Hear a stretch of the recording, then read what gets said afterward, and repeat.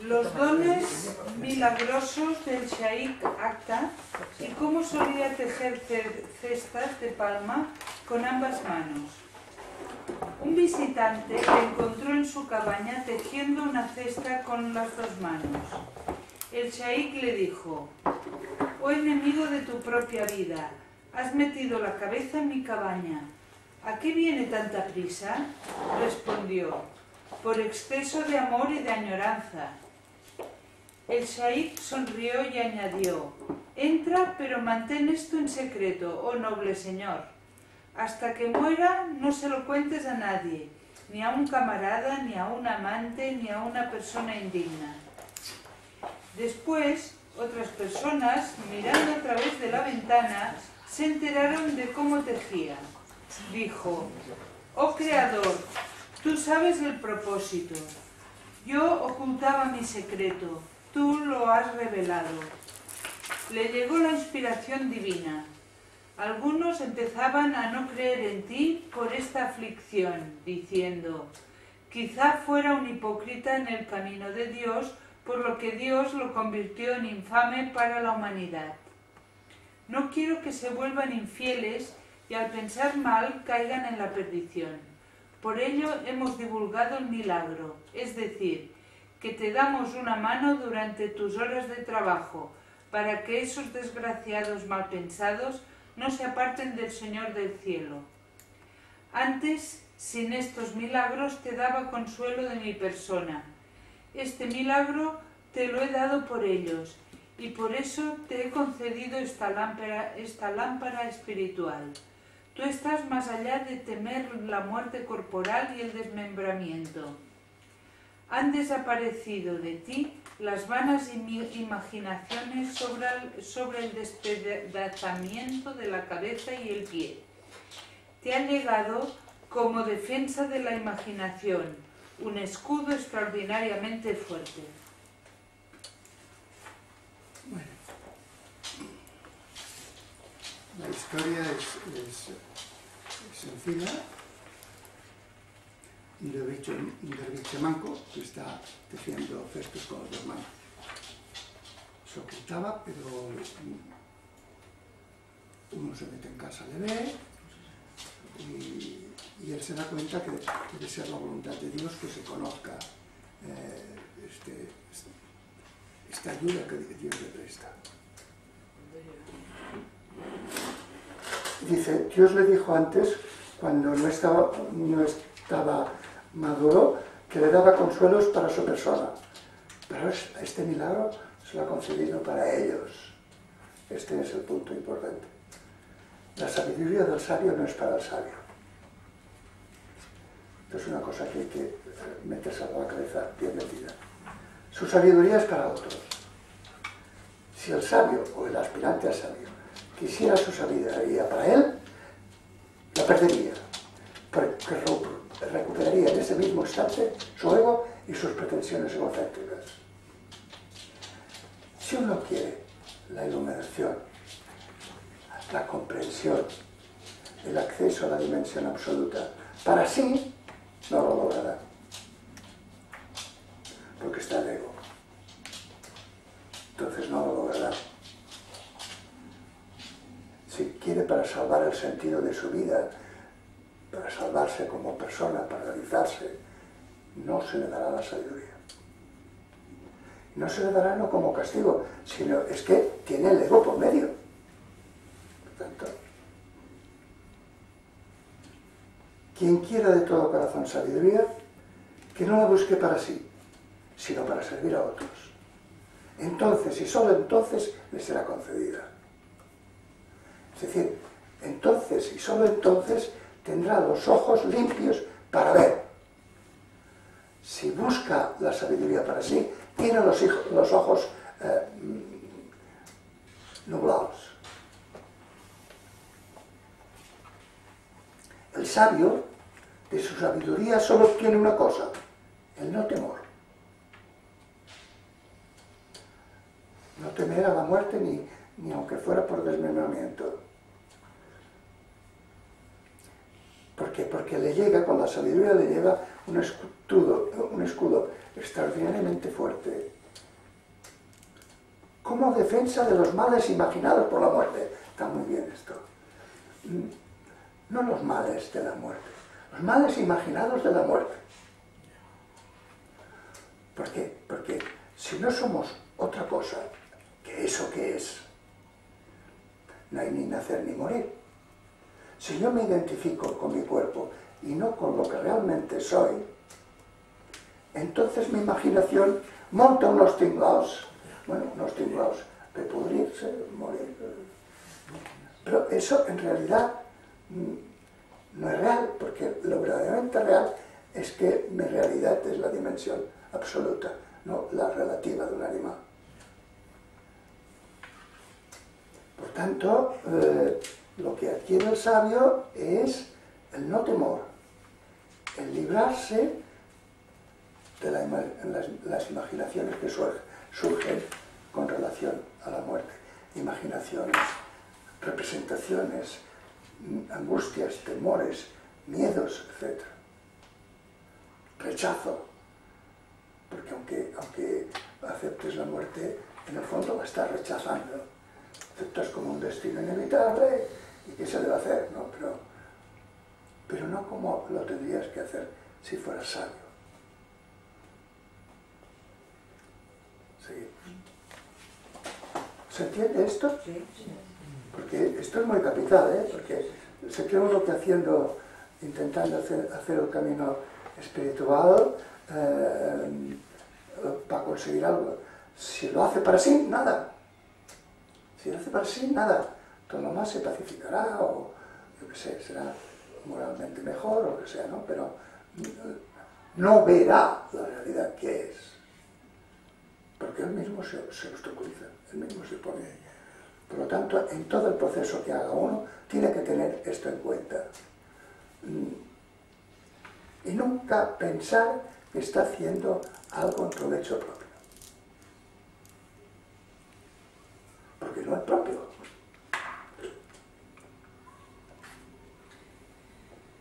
Razón por la cual los magos del faraón tuvieron el valor de sufrir la amputación de sus manos y pies.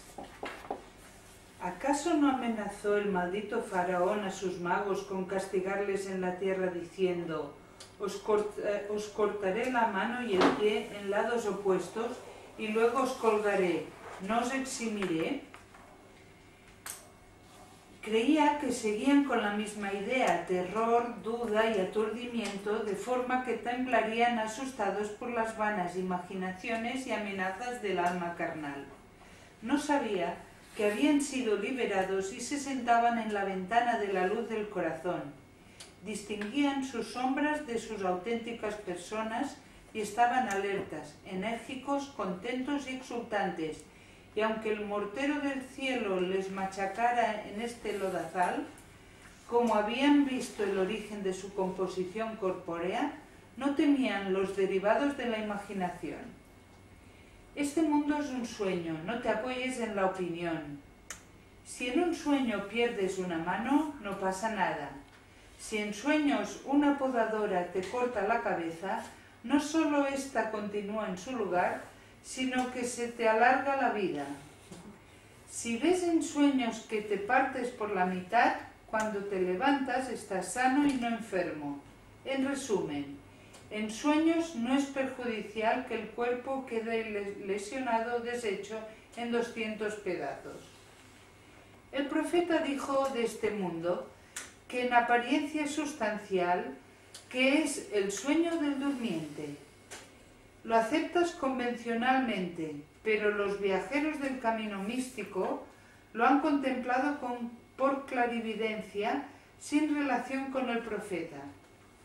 Estás dormido durante el día, no digas que esto no es un sueño. La sombra es derivativa, su origen no es más que luz de luna. Sabe, oh camarada, que tu sueño y tu despertar, tu vida en este mundo, es como si un durmiente soñara que se duerme. Piensa, ahora duermo, sin darse cuenta de que está en su segundo sueño. Si el alfarero rompe una vasija, la rehace cuando quiere. El ciego teme el pozo a cada paso, camina por la calle con 1000 miedos. Pero al que ha visto el ancho de la carretera y conoces todo sobre el agujero y el pozo, no le tiemblan las rodillas ni los pies. ¿Por qué iba a parecer amargado por una aflicción? Levántate, oh faraón, y haz lo peor que se te ocurra. No somos de los que se detienen con cada grito y con cada demonio. Rasga nuestro manto corporal. Hay uno que lo coserá de nuevo. Y si no, verdaderamente, cuanto más desnudos, mejor para nosotros. Sin ropa quisiéramos abrazar a esa beldad junto a nuestro pecho, oh enemigo inútil. No hay nada más dulce que ser despojado del cuerpo y del temperamento corporal, oh faraón estúpido y carente de inspiración. Bueno, es cuestión de seguir un poco la narración, porque en el seno de la narración está todas las enseñanzas que él quiere hacer. Bueno, amenaza a los magos cortarle mano y el pie del otro, que es un castigo muy cruel y bastante habitual. Creía que con eso se iban a asustar. Y no se asustan porque estaban sentados en la ventana de la luz del corazón. ¡Qué precioso! La luz no está fuera, está dentro. Y ellos estaban sentados en su propio interior, al lado de la ventana de la luz del corazón.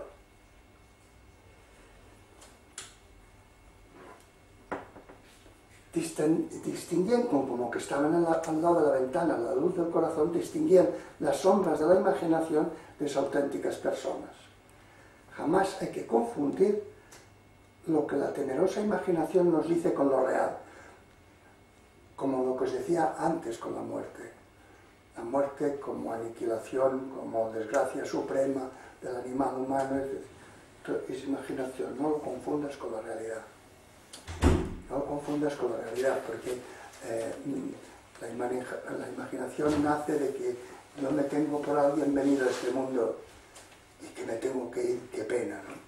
Pero si no es que eres nadie venido a este mundo ni te vas a ir, sino que eres este mismo mundo. Por tanto, todos son cosas de la imaginación apoyado en el error de creerme que soy una entidad. Aunque el cielo les machacara en esta tierra, estaban alerta, enérgicos y contentos porque habían comprendido que el ser de su cuerpo, vivido como individuo, es como un leve sueño. Lo que es leve sueño no es mi cuerpo, sino que yo lo viva como una individualidad. Y por ello temían lo que la imaginación puede representar desde ese supuesto, de vivirse como una realidad cuando es un leve sueño. Los magos estaban asentados en la ventana de luz que es su propio corazón. Gracias a esa luz comprendían que su ser y el de su cuerpo no era lo que dice la propia interpretación, que es una imaginación. La interpretación que hacemos de nosotros, de nuestro carácter, de nuestra realidad, de todo, no es real. No es real. Confundimos la realidad con la interpretación que hacemos nosotros. Y la interpretación que hacemos nosotros está dependiendo de deseos, temores, mis padres, mis abuelos, no sé qué, de montones de factores que hacen que yo, mis propias actuaciones, que me interprete de esta manera. Pero esta interpretación que hago de mí no se corresponde con la realidad.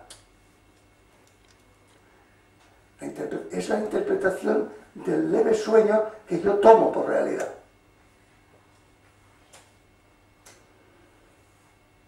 comprendía que el ser real de su cuerpo era eso que todo es, sin nada añadido.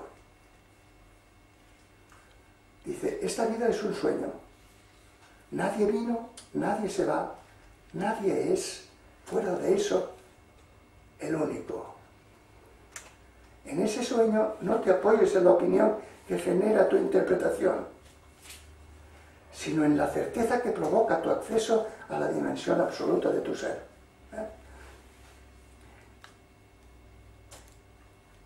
En este sueño, la vida es sueño, no te apoyes en la opinión que se genera de la interpretación que haces de ti mismo, sino apóyate en la certeza de la experiencia de la dimensión absoluta de tu propio ser, de la realidad. Dimensión absoluta de mi propio ser es de lo que en realidad soy, que no soy ninguna individualidad, ningún individuo, sino que soy eso único que es. Entonces hace todas aquellas afirmaciones que si en un sueño pierdes una mano o te cortas la cabeza no pasa nada. Si en sueño ves la parte que te parte por la mitad, cuando te levantes estarás entero y sano. O sea, quien sabe su propia realidad vive la vida cotidiana muy despreocupado. No se gana ni se pierde nada. Nadie hay que gane y nadie hay que pierda.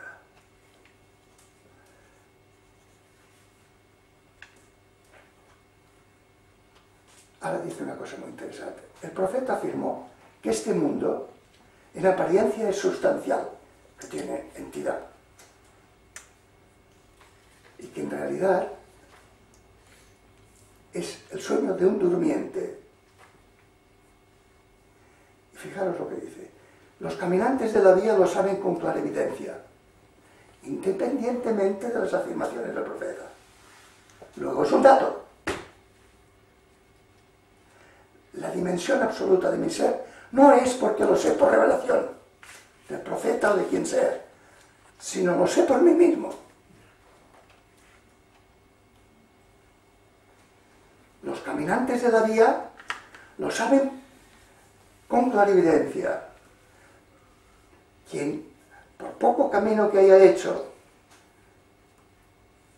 advertirá la dimensión absoluta de su propio ser. Y no necesitará el testimonio de nadie, ni la revelación de nadie. Que un musulmán se atreva a decir esto respecto del profeta es que lo tiene bien claro. Durante el día es un durmiente y lo que vive es un sueño. El mundo es como las sombras que provoca la luz de la luna. No tienen entidad. Tu sueño y tu despertar, toda tu vida en este mundo, es como si un durmiente soñara que duerme y se despierta. Pero todo es un sueño.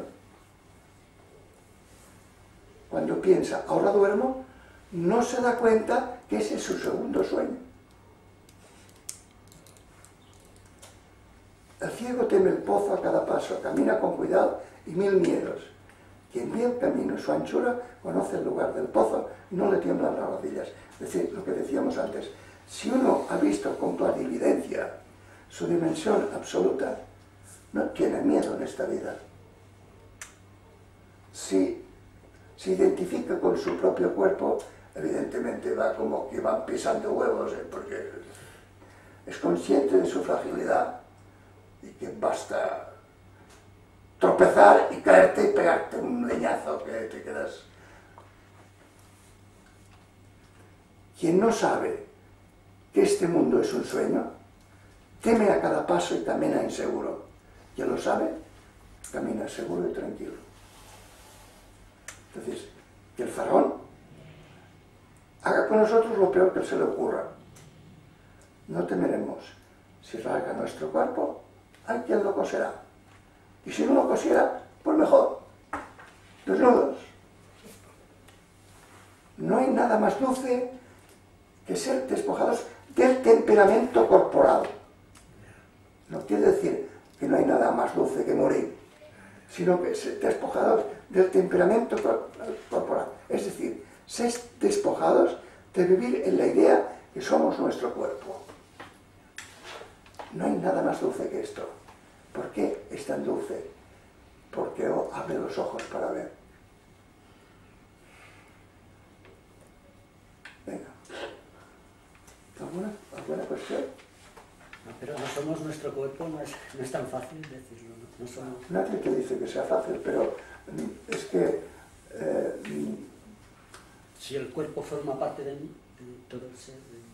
¿De ti? Sí, ¿quién eres tú? Bueno, de eso. ¿Eh? No eres nadie. Me llamo Jordi. ¿Eh? Me llamo Jordi. Te llaman Jordi. Yo creo que tú no te llamas Jordi. No quita. No te engañes la interpretación que haces de ti. Venga. De cómo la mula se quejó al camello diciendo: yo caigo de bruces muchas veces mientras que tú casi nunca te caes. Le dijo la mula al camello: buen amigo, por monte y valle y por la oscura senda tú no te caes, sino que caminas alegremente mientras yo tropiezo como un perdido. A cada instante caigo de bruces en seco o en mojado. Explícame cuál es el motivo para que sepa cómo debo vivir.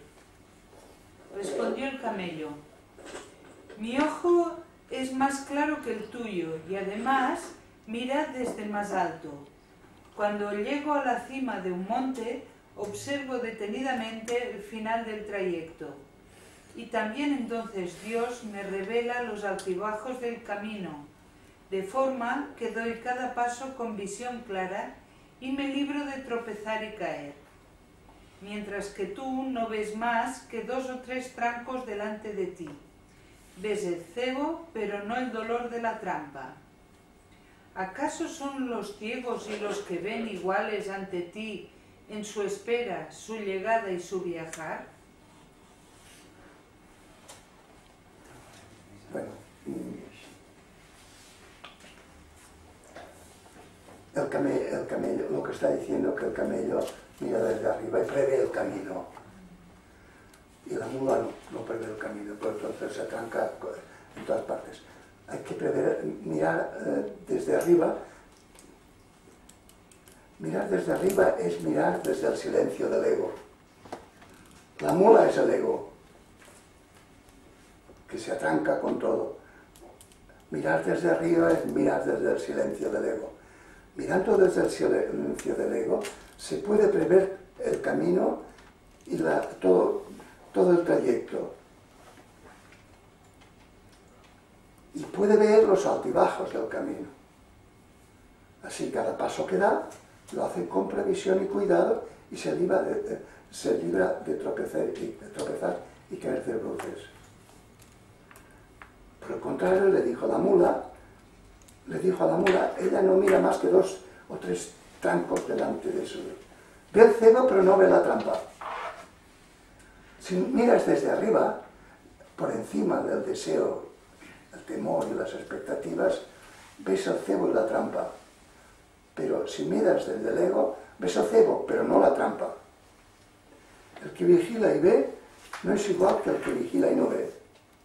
El que prevé no es igual que el que no prevé. Prevé tu camino desde arriba, desde el silencio de todos tus deseos, expectativas, y vigila que no te guíe el cebo, que no te guíe el deseo y las expectativas. No vayas por la vida guiados por los cebos, porque caerás en todas las trampas. Sí. Cuando Dios le da al embrión en el útero un espíritu, implanta en su temperamento el deseo de juntar partículas. Por medio de la comida reúne moléculas y teje la urdimbre de su cuerpo. Hasta los 40 años, Dios le habrá hecho deseoso de juntar átomos en el proceso de crecimiento. El Rey incomparable enseñó al Espíritu a acopiar partículas. ¿Cómo no iba a saber hacerlo él?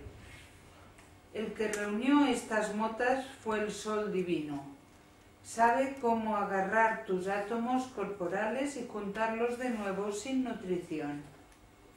En el momento en que emerges del sueño, vuelve a llamar a la conciencia y a las sensaciones que habían desaparecido, con el fin de que sepas que esas facultades no se han ausentado de él, regresan a ti cuando él se lo ordena.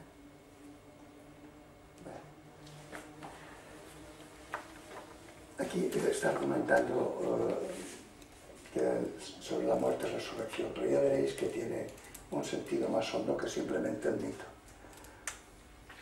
Y lo hace comparándose con el embrión en el útero, que tiene capacidad de juntar partículas por medio del alimento, y va haciendo este trabajo hasta los 40 años. No sabía que se crecía hasta los 40 años, pero bueno. ¿Quién enseñó al embrión? Entonces argumenta, ¿quién enseñó al embrión a unir partículas? ¿Quién lo enseñó? ¿No lo sabrá hacer? Él sabe cómo agarrar los átomos y juntarlos de nuevo, sin nutrición. En el momento en que, por la acción de Dios, emerges del sueño de la muerte, vuelve a ti la conciencia, las sensaciones que habían desaparecido. Estas facultades no se habían ausentado de él y regresan a ti cuando él quiere, porque es que tampoco tú te habías ausentado de él. Pero vamos, en eso que es, nada parece, nada se pierde. ¿Y qué eres tú sino eso? Rumi está argumentando sobre el poder de Dios para volver a la vida a los que han fallecido. Todo es evidente. Tanto las culturas agrarias como las ganaderas creían en la resurrección de los muertos. Los agrarios tenían la experiencia, pero ahora fijaros en una cosa, ¿veréis? Entonces, ¿dónde radica la fuerza de los mitos? Los agrarios tenían la experiencia de que los granos se siembran en el surco y mueren en él. Así pensaban, Y cuando han muerto, vuelven a la vida multiplicados. Y entonces esto les servía de patrón de interpretación de sí mismos. Que cuando mueres eres como grano que después resucitas a una nueva vida. Los ganaderos tenían la experiencia diaria de su lucha contra la muerte de sus animales y de sus pueblos frente a los enemigos. Y tenían el convencimiento de su alianza con el Dios de la vida frente al Dios de la muerte o el diablo. Su propia supervivencia y la supervivencia de sus ganados era una prueba de la victoria de la vida sobre la muerte. Y esto fortalecía este mito, la creencia, durante milenios. Cuando el principio de muerte es vencido definitivamente por el Dios de la vida, le arrebata a la muerte sus presas y vuelven a la vida. ¿Está claro? Como cuando las tribus lo hacen preso, los vences y coges y liberas a los presos. Estos convencimientos brotaban de dos fuentes: de su modo de vivir y de los mitos que desde esos modos de vivir se generaban, de los proyectos axiológicos colectivos, diríamos nosotros.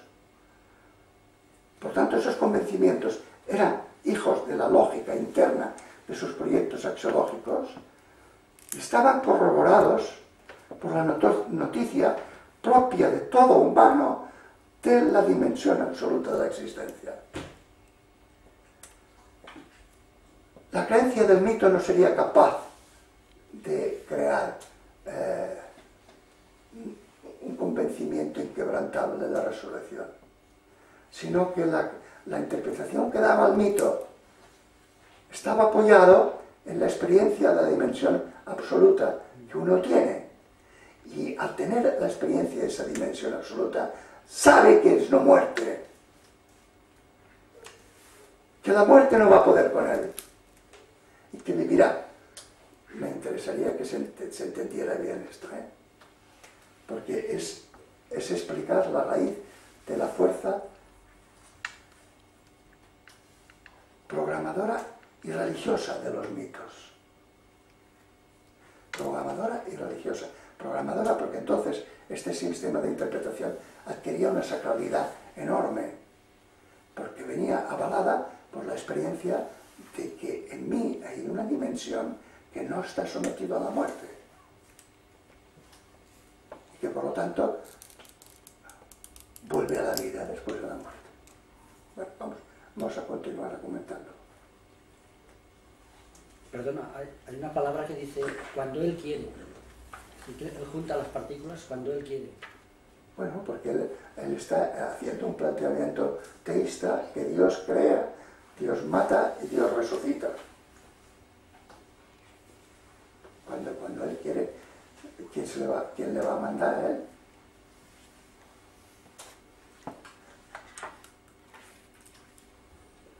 Todos los hombres de todas las épocas han sabido, de una forma u otra, que el mundo, las cosas y la propia persona no es la interpretación que se hace de todo ello.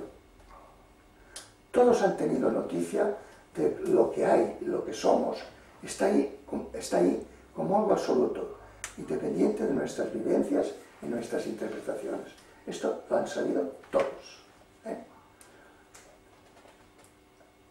Todos han sabido que tenemos una dimensión relativa de la cual hacemos una interpretación y que tenemos una dimensión absoluta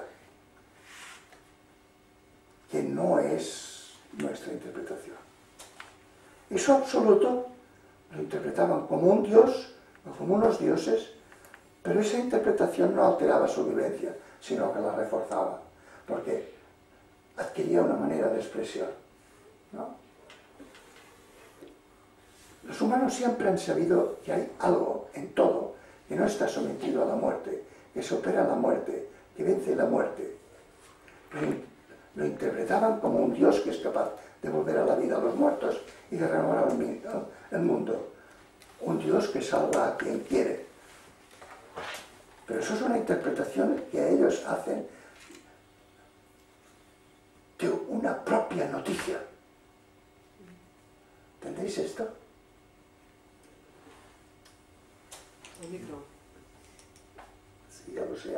Esto es un Las lío, cosas, un lío de cables.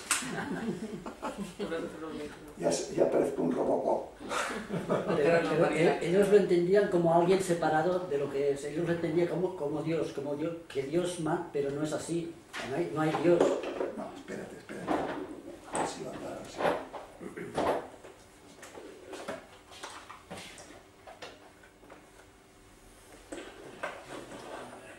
Lo hemos dicho muchas veces.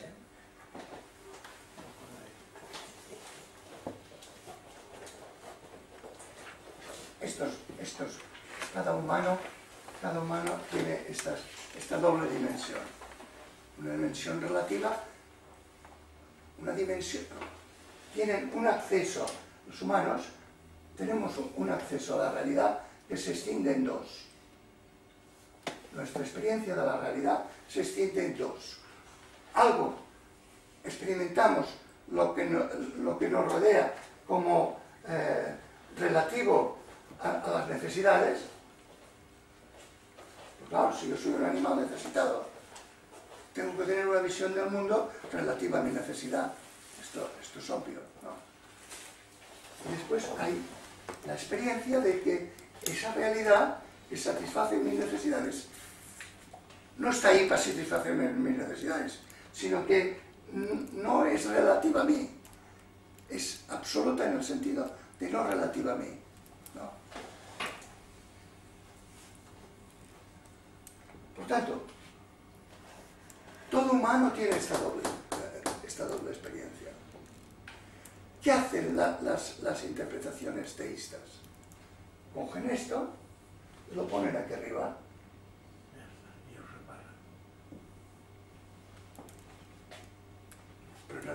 y después se corrigen también, ¿eh? Dios está fuera, pero está dentro.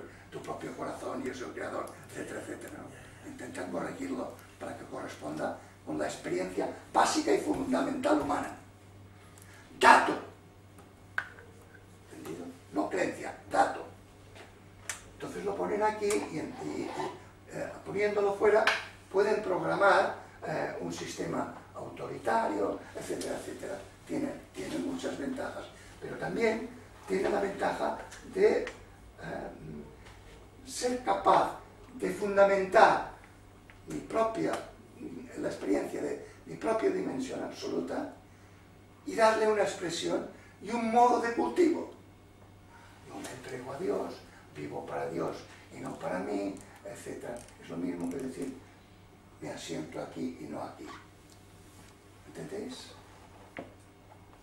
Por tanto, cualquier programa colectivo, sistema de programación colectivo, proyecto axiológico colectivo, tiene que basarse en esto y de una manera u otra explicarlo y ponerlo en funcionamiento. Las explicaciones no es como es la realidad, pero son vehículos de acceso a la realidad, ¿no? Ya veréis que esto tiene también muchas consecuencias. ¿Está claro, no? ¿Hasta aquí?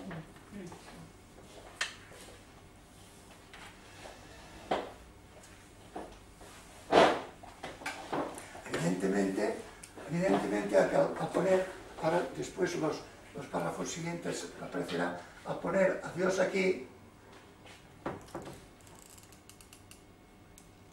como que sabemos que esto es la fuente de esto,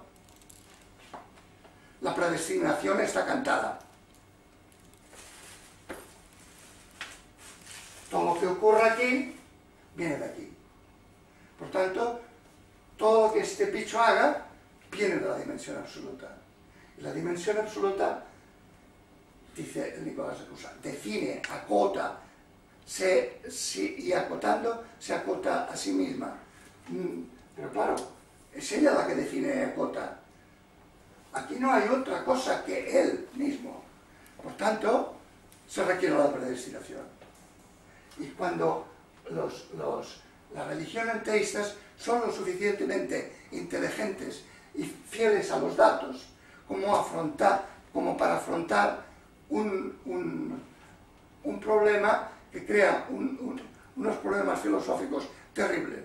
Que soy libre y además todo lo que yo hago está predestinado, está determinado. Y soy libre. Y así se pasaron la Edad Media 2 o 3 siglos discutiendo. Y después, ¿entendéis? Pero en realidad, esas son explicaciones filosóficas y teológicas de lo que es un dato y que las mitologías interpretan correctamente. Y lo hacen ver, hacen vivir correctamente ese dato. Pues si es un dato, ¿cómo es que no se ve? ¿Cómo que no se ve? Hombre, fuera no lo ves, pero tú ves tu dimensión absoluta. No. Vamos a ver. ¿Acaso tú te has construido el cerebro? ¿O tus entrañas? ¿O tu circulación de la sangre? ¿O tus células?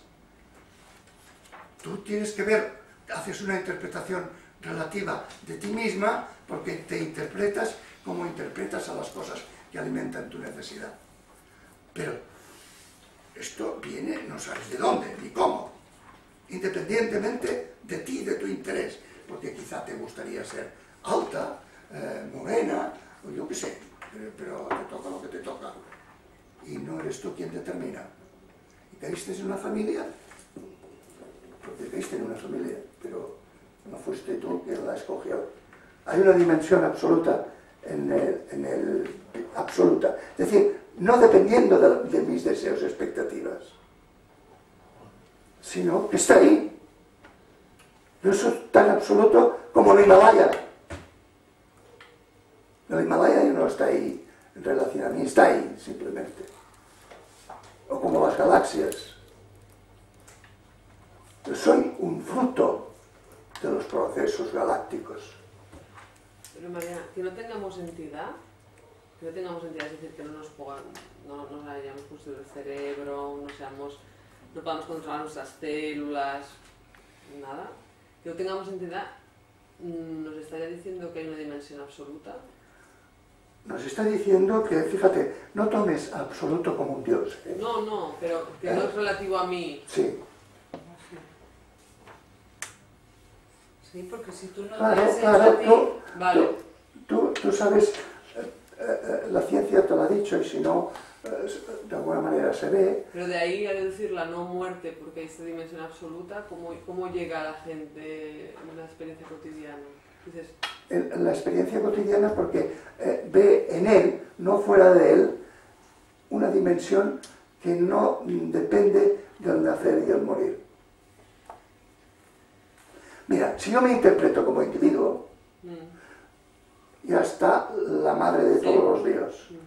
Pero si yo me doy cuenta que como individuo soy un fruto totalmente insignificante de la evolución del cosmos y las galaxias y los apareceres y desapareceres de estrellas, etc.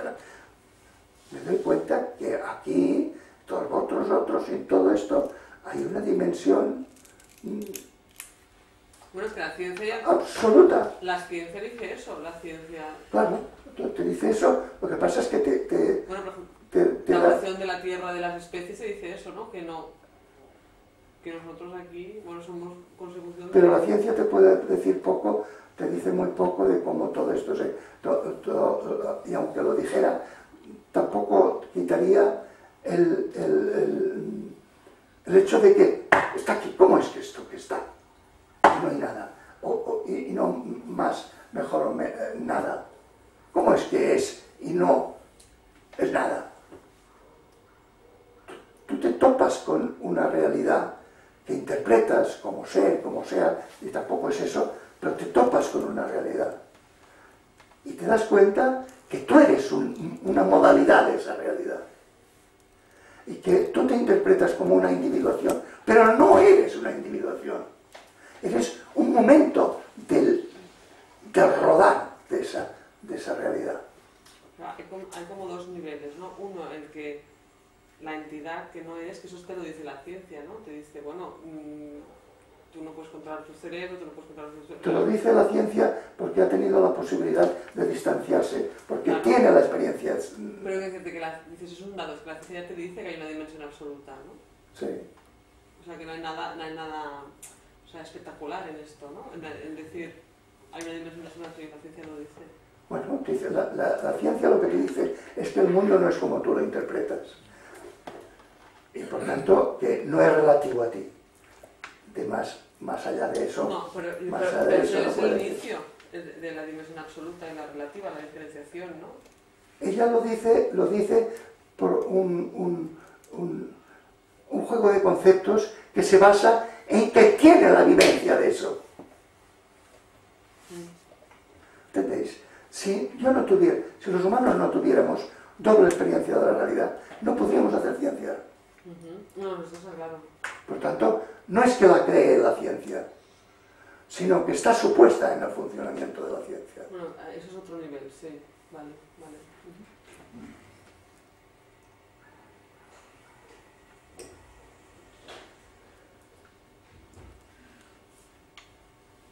Estas creencias y estos convencimientos son fruto de la formalidad de sus modos de vida, de sus proyectos axiológicos, sus mitos, pero tienen otro fundamento más sólido no formulado, su acceso a la dimensión absoluta del real, fruto de su estructura antropológica y del acceso bifurcado de nuestra conciencia de vivientes constituidos por la lengua, un acceso relativo a nuestras necesidades, un acceso no relativo. El acceso no relativo, el absoluto, se vive y se entiende como no sujeto a la muerte. ¿Por qué? Porque si tiene noticia, que es la fuente de todo lo que aparece o desaparece. ¿No? Esa noticia no es una creencia, es una noticia. Fijaros, es muy lógico. Si nosotros no somos lo que creemos ser alguien venido a este mundo, y como nos interpretamos como alguien venido a este mundo, tenemos que interpretarnos como alguien que tiene que morir. Si nosotros no somos esa interpretación, sino que no somos nadie venido a este mundo, y que en realidad nuestra realidad no es mi individualidad, la que yo interpreto y necesito hacer para comer y sobrevivir y depredar el medio, sino que soy otra cosa que esa interpretación. Esa otra cosa es eso, que todo es y que yo soy. Y esa es mi verdadera realidad, no mi interpretación individual, unida a un cuerpo que aparece y desaparece. ¿Está claro? Entonces estáis como cara de chuzas. ¿Y cómo es eso que todo es? Entonces, siendo eso así, es lógico y normal que los humanos tengamos esta experiencia doble. Y que sepamos que somos mortales sin residuo, y que no nos vence la muerte. Los mitos lo interpretaban como muerte y resurrección. Nosotros no tenemos esa posibilidad, pero tenemos los datos que han posibilitado esa posibilidad. Con un poco de residuo, sí, ¿no? Porque según cómo hagas en esta vida, pues puedes dejar algo bueno o algo malo. Entonces, Pero si a quien dejas tampoco es nadie. bueno, pero en el mundo... Si el mundo tampoco es nadie, todo es un sueño. Todo ese montaje es, dicen los autores hindúes, una ciudad montada en una nube. Sí, Palacios, caballos, no sé qué. Una nube. pero la tenemos que dar como lo que es. No es real, ¿Qué? que no es real, pero la tenemos que vivir como si fuera real. Bueno, esto es otra historia. Tú también cuando estás durmiendo tienes un sueño que no es real y lo vives como si lo fuera. Sí. Pues igual. Por eso digo que si tú tienes más conciencia de la vida, yo creo que ayudas a la vida. Pero si la vida no es nada más que eso, Bueno, ¿acaso tú, portándote bien, vas a ayudar a eso? No. Mira, piensa, somos absolutamente insignificantes. sí. Pero la condición humana, la condición del humano, Es insignificante. no estoy de acuerdo. Bueno, tú mismo. Mira, un humano vale tanto como un escarabajo. Dos bichos diferentes. Con la diferencia que nosotros somos unos animales capaces de hablar y tener acceso a la doble dimensión. Y el escarabajo no. Esa. Pero bueno, esto es una condición que... Es muy importante, esa condición es lo... Para los humanos sí, pero un escarabajo no lo necesita para nada. Ya. Para los humanos sí. Y la vida ha estado funcionando hace 3.500 años sin la ayuda de ningún humano.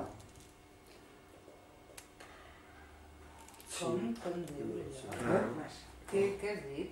Que la vida ha estado funcionando, evolucionando, cambiando, creando especies, sin la ayuda de ningún humano que se porta bien.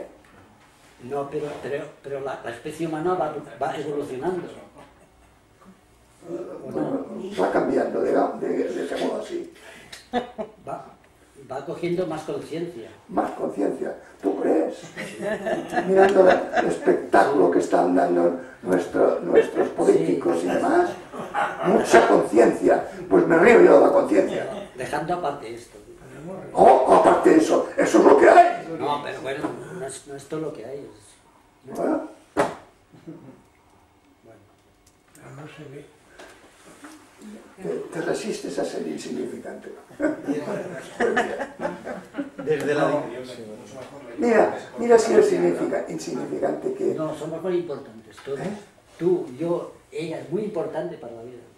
Sí, comprender esto para la vida es muy importante. Mira, yo creo que hasta que no comprendas que todo eso es nada, no comprenderás lo que realmente es. Fíjate, eso que tú dices, todos son muy importantes. Estas son interpretaciones de un pobre animalito, sí, de un planeta ridículo en un sol de barriada. Pero somos eso al mismo tiempo. Claro que sí, claro que sí. Pero en cuanto tú sabes que fuera de eso no hay nada más. Ya. Fuera de eso, todo es absolutamente insignificante. Ya. Sí, sí, esto es lo principal. Bueno, pues pero uno puede tener sus ideas. Tú eres muy libre. Claro. En tu postura lo que sí que se refleja es que te salva, algo se salva. Tu individualidad o tu... No, de mí no. Es igual, pues como especie, es igual, como especie. Bueno, que queda un residuo, queda lo que hayas hecho, ¿no? de esa dimensión relativa, y queda en la dimensión relativa. Queda en la dimensión relativa que dura como las olas que mueren en la playa. Y desde la ¿Qué queda de los comportamientos de los babilonios? Ni de los comportamientos, ni de la cultura. No queda nada. Un manuscrito tergiversado. Un manuscrito tergiversado.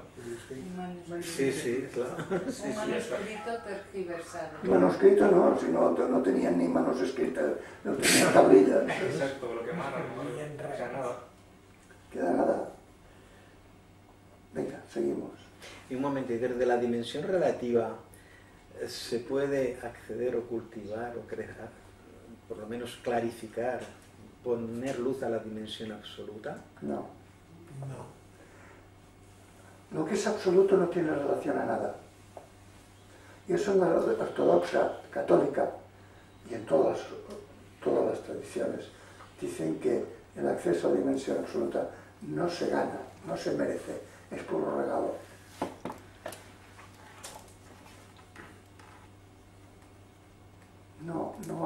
No hay acceso. El único acceso es apártate. Entonces lo ves. Y respecto a lo que decía de los babilonios, de que no queda nada, fíjate si realmente somos insignificantes, que yo no conocí a mi abuelo, mi madre apenas se acuerda, yo obviamente no me acuerdo porque no lo he conocido, sé su nombre y poco más, y mi abuela que se murió, entonces quiero decir que es mi abuelo, o sea, quiero decir que es el padre de mi madre. Ya te digo que los humanos son como las olas que mueren en la playa. Parece que llegan a y desaparecen.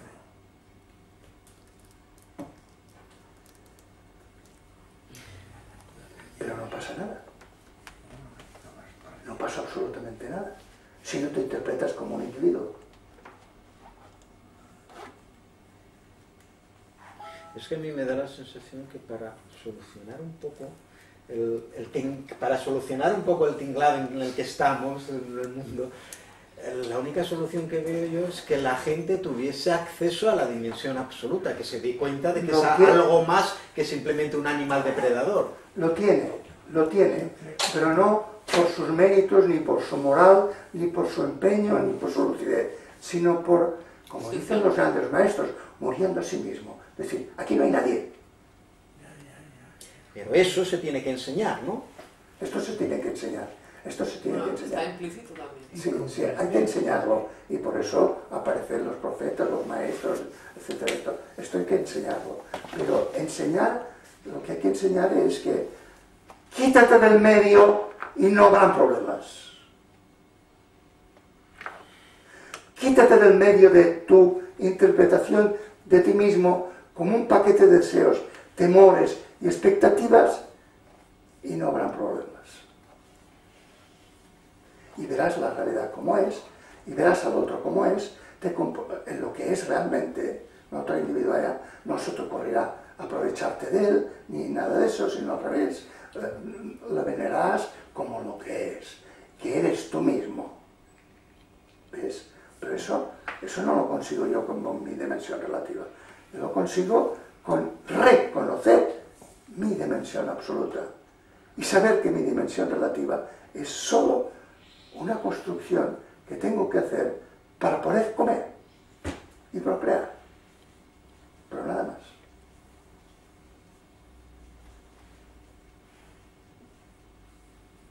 Va a insistir. De cómo, con el permiso de Dios, las partículas del asno de Uzair se reunieron después de la putrefacción y se recompusieron ante los ojos de Uzair. Uzair, mira tu burro que se ha podrido y descompuesto junto a ti. Recogeremos sus pedazos en tu presencia, su cabeza, cola, orejas y patas. No hay mano visible, y sin embargo, él junta las partes y les da una unidad. Piensa en el arte de un sastre que cose viejos retales sin aguja. Mientras cose, no hay aguja ni hilo. Él cose de tal modo que no se ve la costura. Abre los ojos y contempla la resurrección con claridad, para que no te queden dudas sobre el día del juicio y para que puedas observar completo mi poder unitivo, con objeto de que en el momento de la muerte no tiembles de ansiedad, igual que cuando duermes estás seguro, no temes que se vayan los sentidos corporales. En el momento del sueño no tiemblas por tus sentidos, aunque se dispersan y se desmantelan.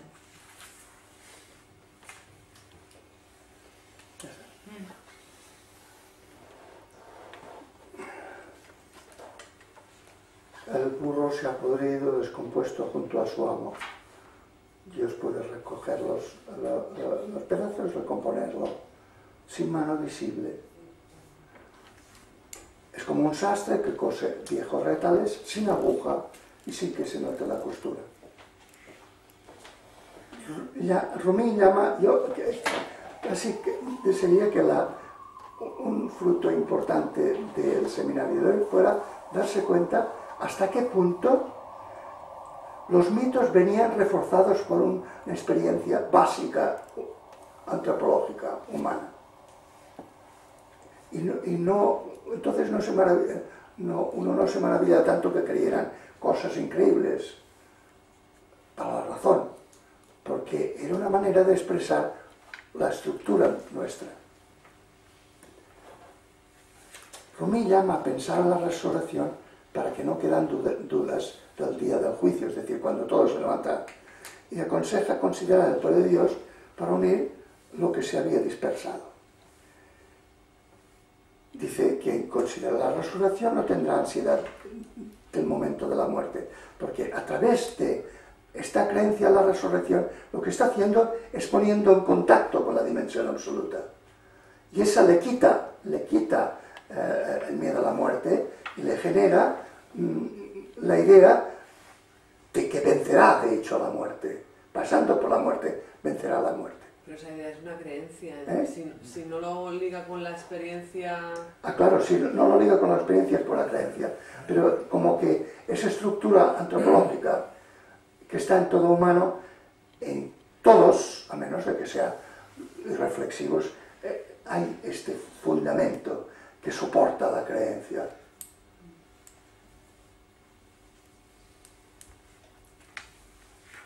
La afirmación de los mitos, reforzada por la noticia en toda realidad de la dimensión absoluta, daba pie a la posibilidad de meditar sobre la resurrección.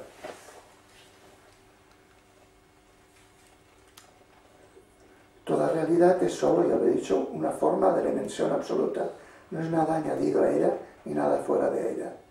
El dato es que hay muerte, pero el dato de la noticia, de la frontalidad de la dimensión absoluta, dice que no hay muerte, que lo que nunca nació, como entidad autónoma, no muere. ¿Qué hace el mito?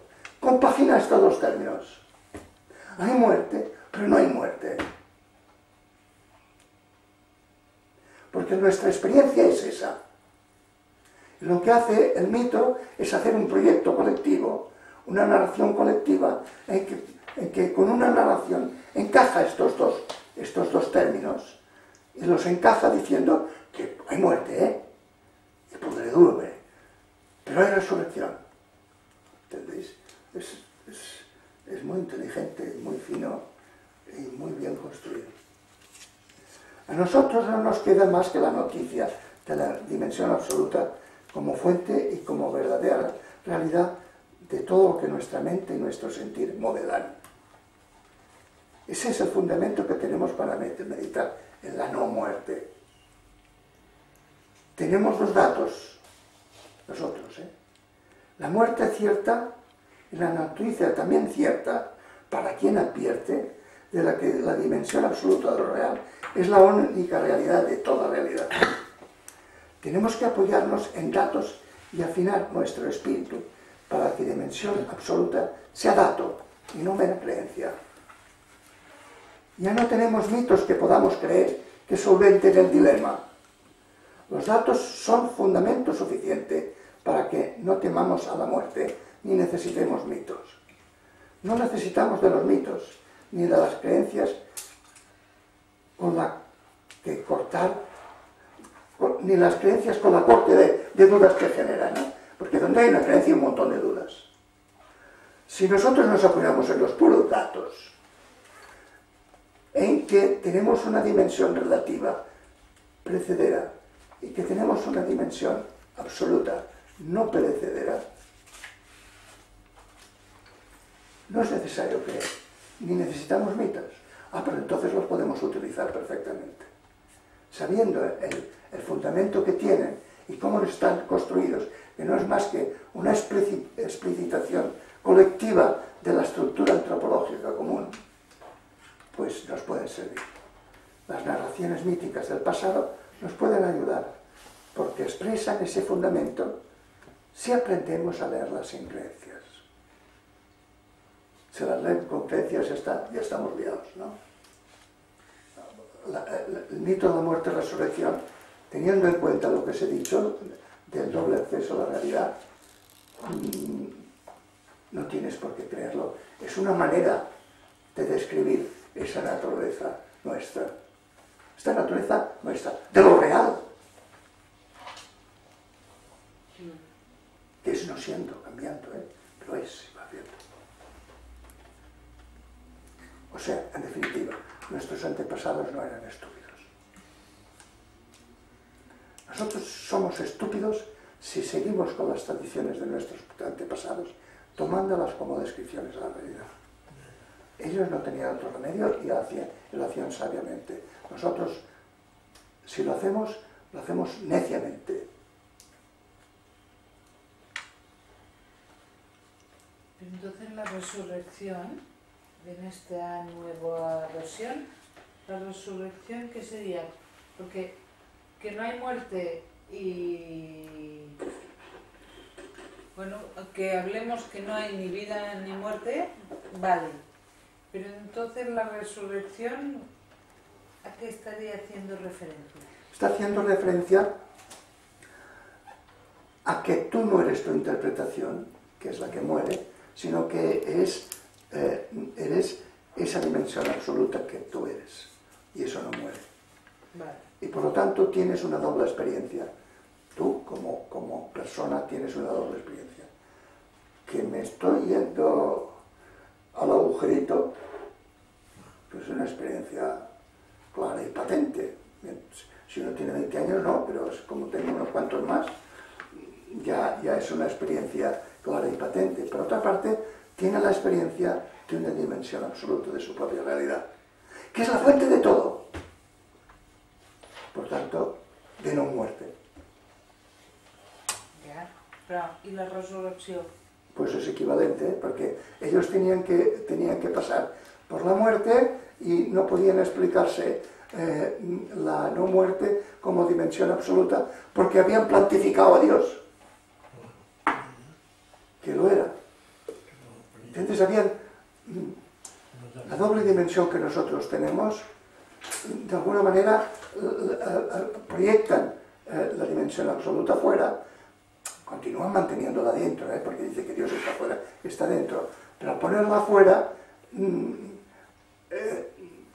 quitan mucha fuerza a que tú te identifiques con la dimensión absoluta, porque han de mantener Dios Señor y tu criatura, porque si no mantienen eso no pueden proyectar a Dios fuera y no pueden estructurar una sociedad jerárquica. Pero entonces la resurrección no haría falta entenderla como resurrección de un individuo. No, claro que no. Sería como el revivir del vivir. Sí, pero en aquel tiempo, dentro de este programa colectivo, tiene que interpretarse como, tú te interpretas como individuo, porque Dios es individuo. Si te hicieras a Dios nada, no individuo, tú no te podrías interpretar como individuo, ¿entiendes? Pero si Él es individuo, tú eres individuo, y la individualidad tuya está identificada con tu cuerpo. Por lo tanto, tú tienes que superar la muerte como individuo, y te salvarás. ¿Entiendes? Es la lógica de la mitología y de la epistemología mítica que impone, la interpretación de la realidad que impone. Es estupendo. Estupendo. Ves la filigrana de la construcción, la razón de la construcción y la fidelidad a los datos. No sé si me estáis entendiendo o hablo en chino.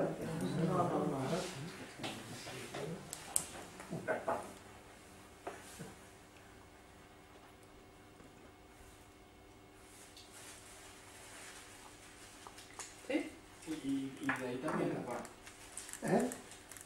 ahí también viene lo de Padre, Hijo y Espíritu Santo. No, eso viene por otro lado. No, esto viene por otro lado. Fíjate, Padre, Espíritu Santo son un solo Dios, Sí, pero un solo Dios. ¿quiere decir como que está dentro de ti, está en el otro y también está fuera?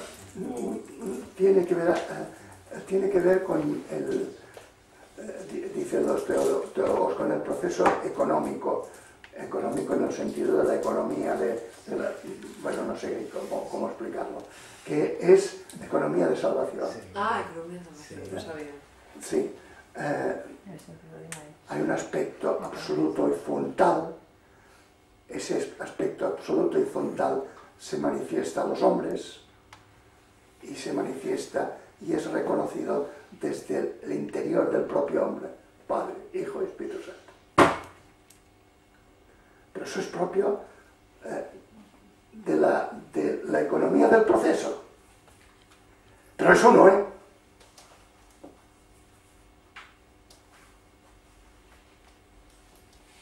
No, si no eran tontos, créeme.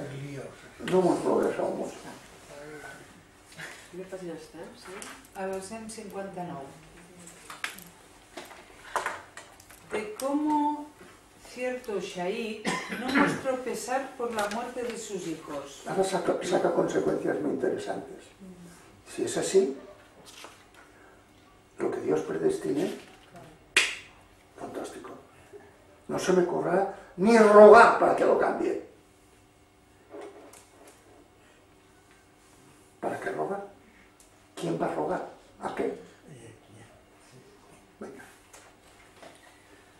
Antiguamente había un shaikh, un director espiritual, una vela celestial sobre la faz de la tierra, como un profeta entre las comunidades religiosas, un abridor de la puerta del jardín del paraíso.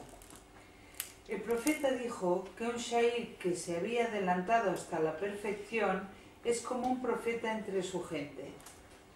Una mañana su familia le dijo: «Dinos, oh hombre de buena disposición, ¿cómo eres tan duro de corazón? Nosotros, con la espalda doblada, estamos de luto por la pérdida y muerte de tus hijos. ¿Por qué no lloras y te lamentas? ¿O es que no tienes lástima en el corazón? Puesto que careces de compasión, ¿qué podemos esperar de ti ahora?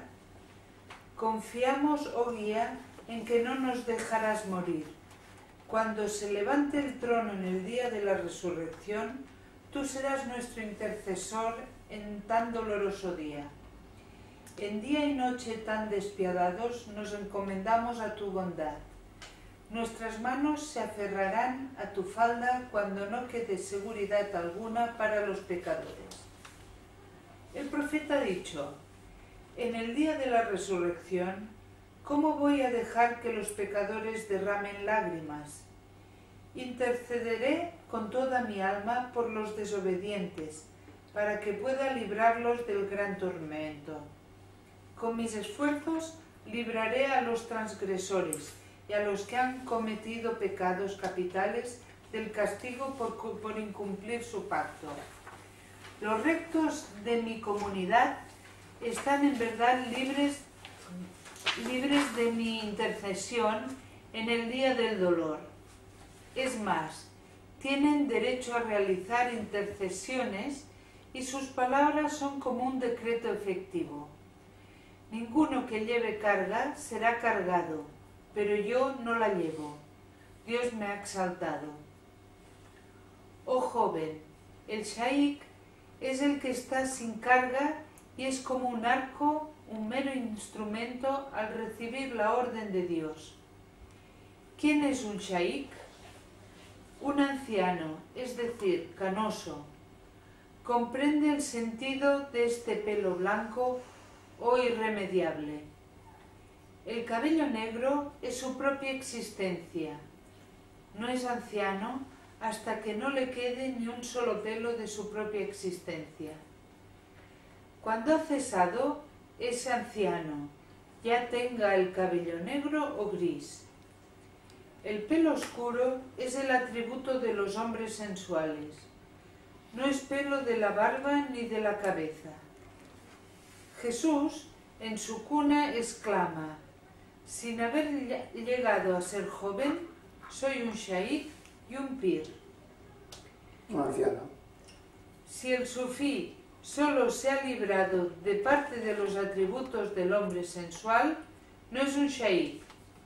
Es gris de mediana edad, oh hijo. Cuando no se encuentre en él ni un solo cabello oscuro de su existencia propia, que es nuestro atributo, entonces es un shaik y aceptado por Dios. Pero si cuando su pelo es blanco, sigue consigo, tiene existencia propia, no es un pir, un anciano ni elegido de Dios. Y si sobrevive la punta de un cabello de sus atributos sensuales, no pertenece al cielo, sino al mundo material. Bueno, como suele hacer Rumi, empieza con un tema y mete una cuña y deja el tema para después, que lo reempalmará. Aquí pone el problema tremendo de la predestinación, bueno, que la predestinación y la aceptación de lo que decida que lo que el destino, la dimensión absoluta, hace. Bueno, pero quiere decir, lo que, en términos de Nicolás de Cusa, lo que la dimensión absoluta define o en lo que se acota, está muy bien. Es muerte de mis hijos, está muy bien. Yo lo acepto como una dulzura, porque es lo que es. No puedo tener ningún pero, porque es lo que es, y es lo único que es. Por lo tanto, no hay nadie que pueda poner peros a eso que es, y eso que es, está bien lo que hace. ¿No? Deja ese tema, que lo cogerá después, lo cogeremos nosotros en la próxima sesión, y habla del papel de los maestros y profetas.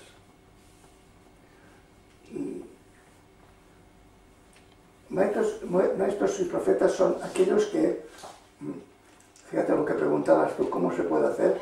Pues desapareciendo. Desaparecen completamente, no les queda nada de sí, y entonces tienen el pelo blanco. Tú debes ser un profeta.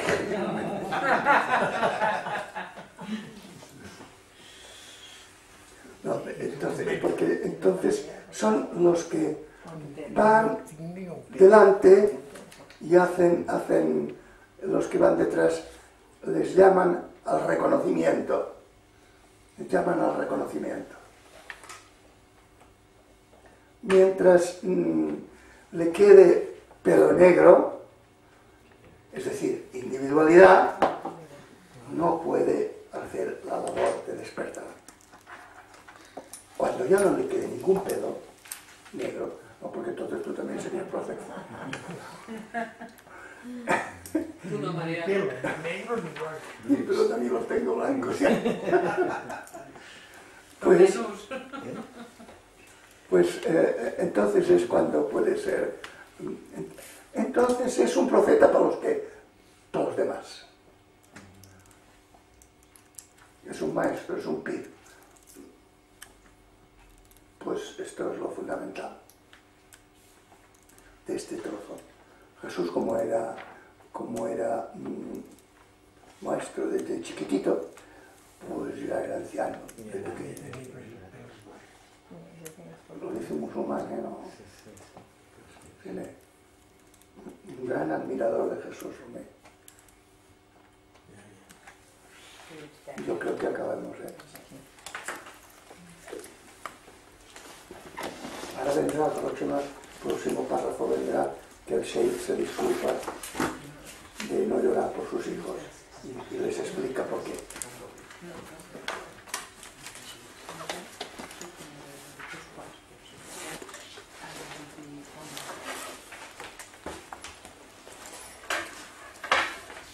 La claridad de las tradiciones religiosas ha sido interpretarse como descripción de la realidad.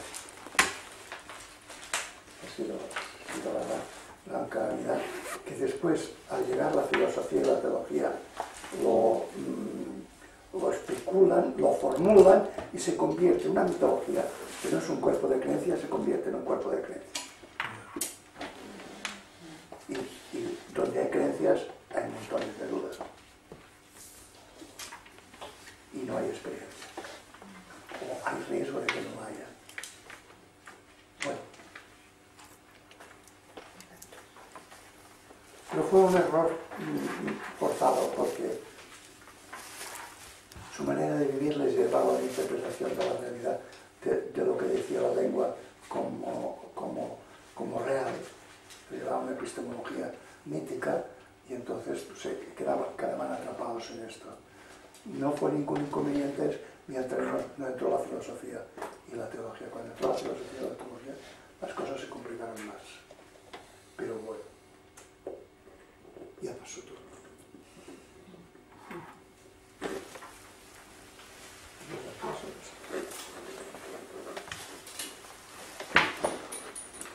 Y es tremendo, un periodo tan enormemente largo de la especie humana, lo estamos viendo desaparecer delante de nuestros ojos. No sé si sois conscientes. Está desapareciendo un mundo que ha mantenido a nuestra especie en vida, rigiéndose, interpretándose, pues mira, durante todos los milenios que existimos.